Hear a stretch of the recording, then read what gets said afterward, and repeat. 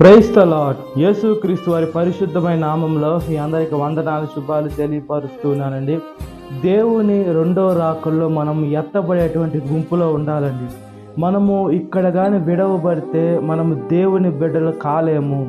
మనము దేవునికి ఆత్మానుసారంగా మనం ఆత్మతోటి సత్యంతో మనం ఎప్పుడైతే మనం ఆరాధిస్తూ ఉంటామో దేవుడి దగ్గరికి మనం వెళ్ళేటువంటి బిడ్డలుగా ఉంటాం. ఈ లోకంలో అన్యులు ఇక్కడ విడవబడతారు.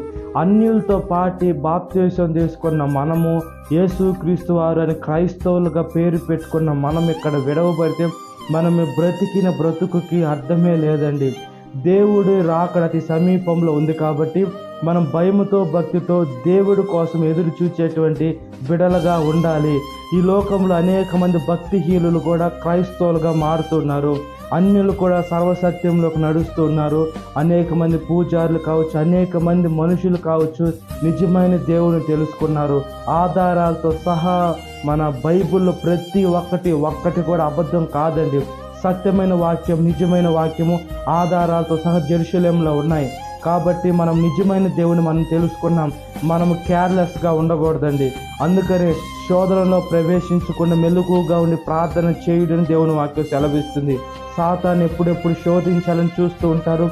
మనం ప్రవేశించకుండా ప్రార్థన మెలకువగా ఉండి ప్రార్థన చేసి ఎత్తబడే రెండో రాకుల్లో మనం ఎత్తబడే గుంపులో ఉండినట్లుగా ప్రార్థన.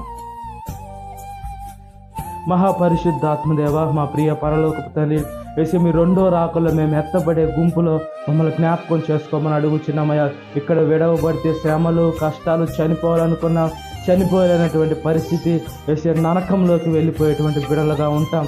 సాతాను దగ్గరికి వెళ్ళిపోయేటువంటి బిడలుగా ఉంటాం కాదయ్యా. ఈ శరీరాన్ని సృష్టించిన సృష్టికర్త మీ దగ్గరికి వచ్చే భాగ్యాన్ని ప్రసాదించండి. సాతాను శోధనను తీసివేయండి.